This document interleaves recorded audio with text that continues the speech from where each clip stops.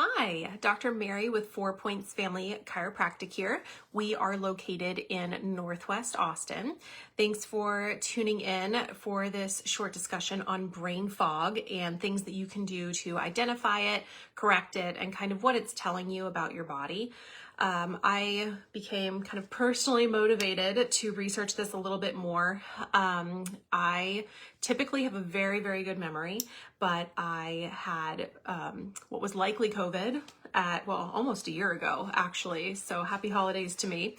And what happened is I recovered fine. Everything was great, but I noticed that my memory wasn't quite what it used to be. So I could still remember situations, stories, interactions, but when I was communicating with people, I was having this difficulty reaching for the correct vocabulary. So I would have a thought in my head that I wanted to convey, and I couldn't quite get the word. And that was really bothersome because it's something that I typically don't have a problem with. And what was interesting to me and kind of made me want to get a little bit more into the neurology behind it is if you've ever taken a foreign language class, when they're teaching you how to say a word, our French teacher used to say this: if you don't know the word, you would talk your way around it.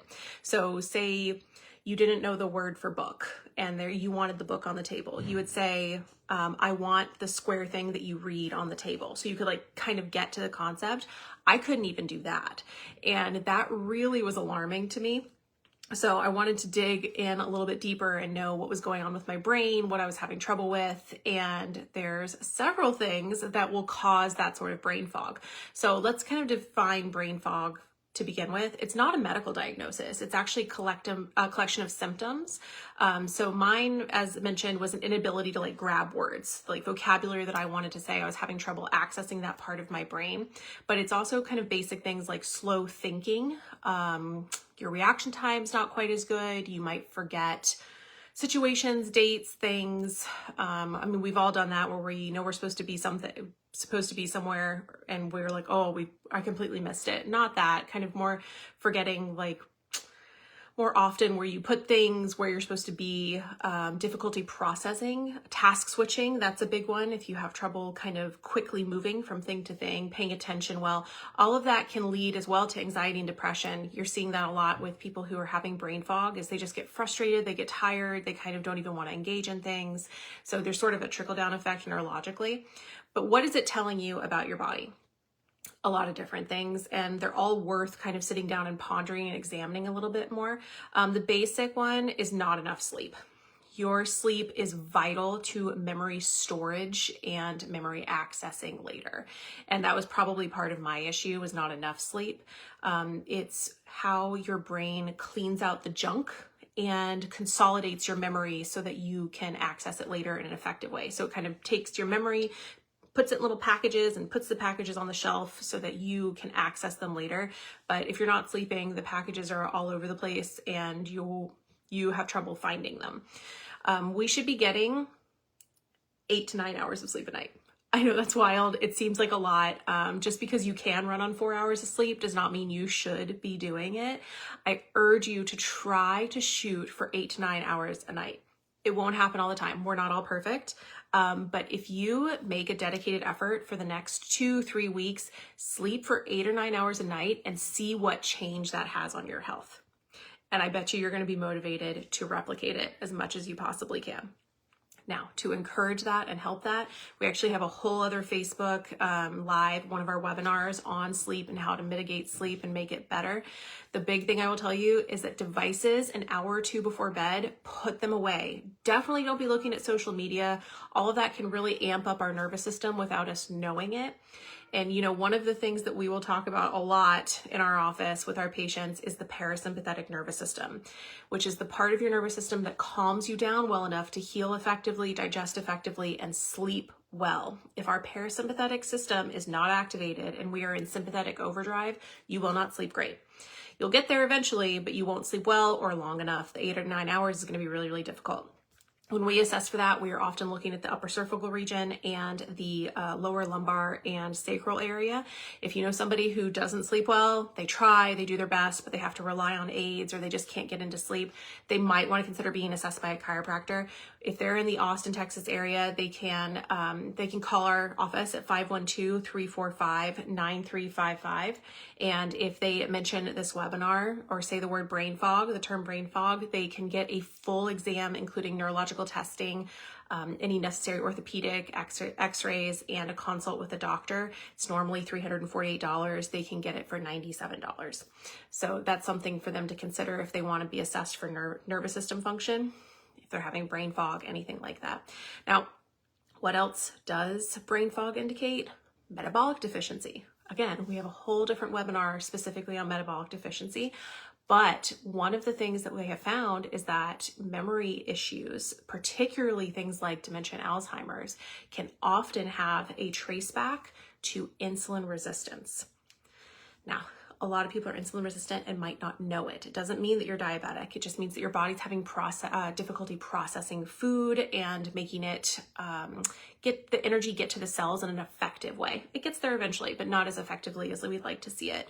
And that metabolism can be impacted really positively with intermittent fasting. That's something that we'll see patients try and do really, really well with. Talk to your doctor first.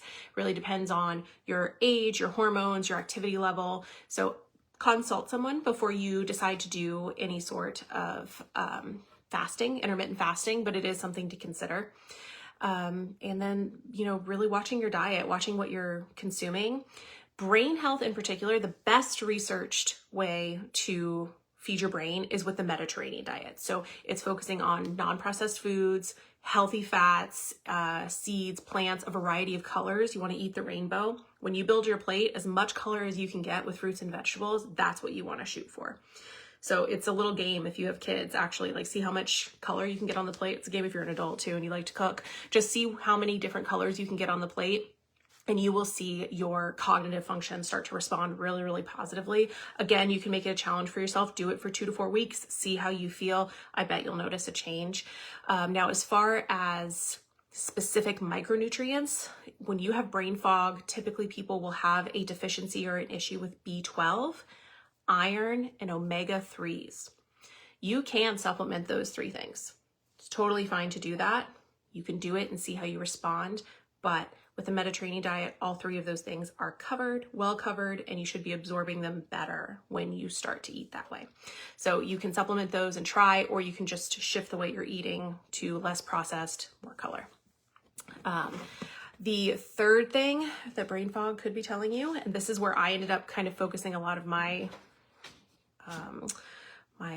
efforts for my own self was vascular deficiency in the brain, which is something that they are linking to long COVID.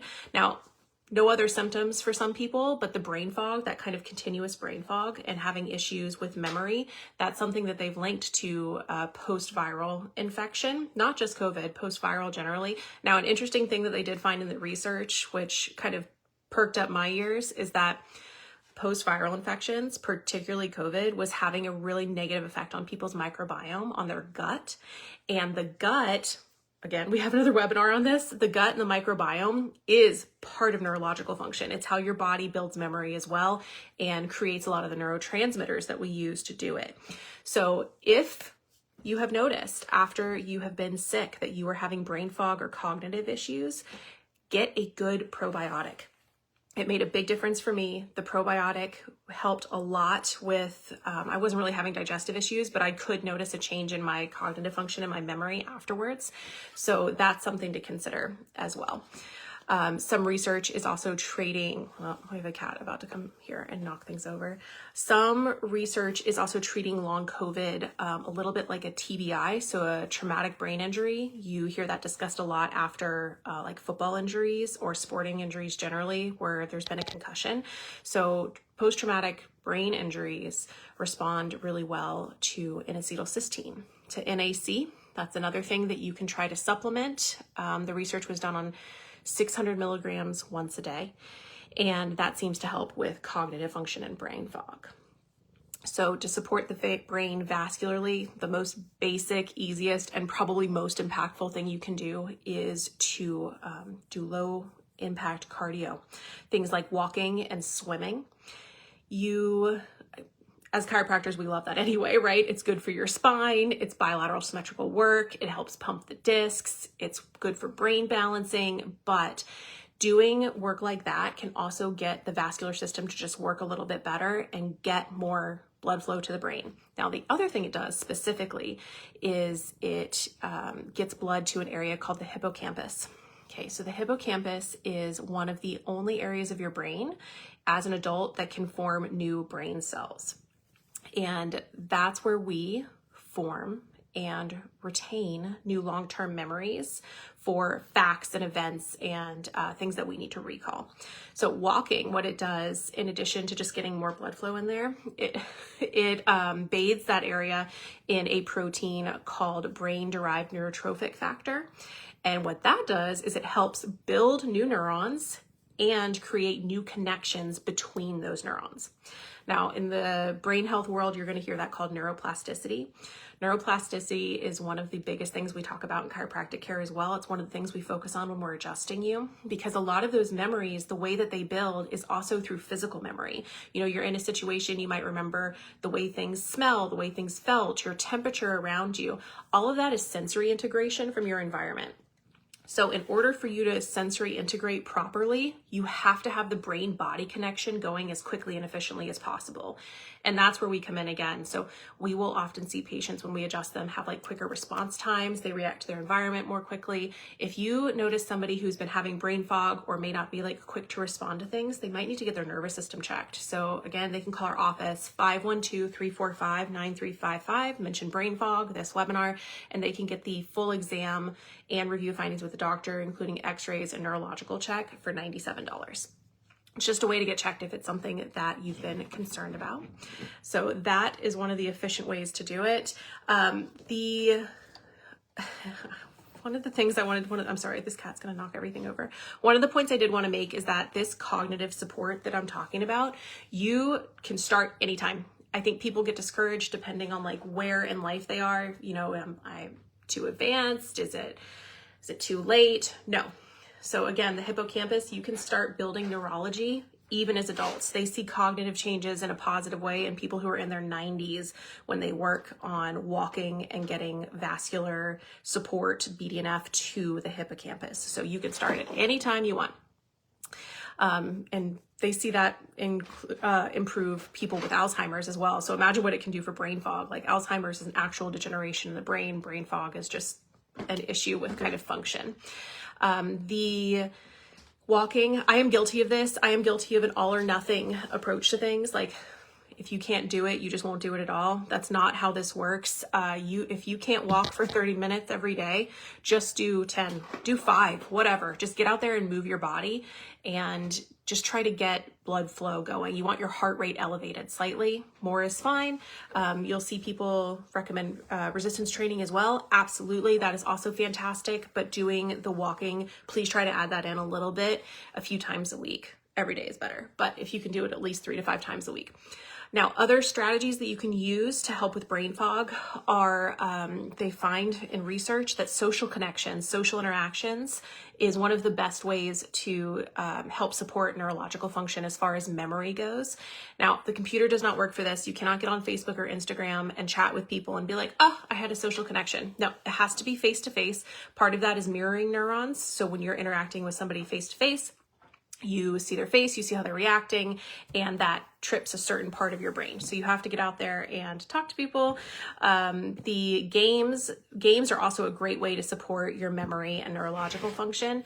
Now, computers do count for that. You can play computer games and do like memory games, and puzzles are really good for it. That's something else that you can try. So there are some tips for you to use and start seeing if you see any improvement in your brain fog. It's been really helpful to kind of go deep into this. So I don't have my vocabulary totally back, but I'm doing better. And if you notice anything like that, you have any more questions at all, please don't hesitate to leave a comment. You can ask me in the office, and I'm happy to talk more with you about it. So again, this is Dr. Mary Elder with 4 Points Family Chiropractic in Northwest Austin. Thank you.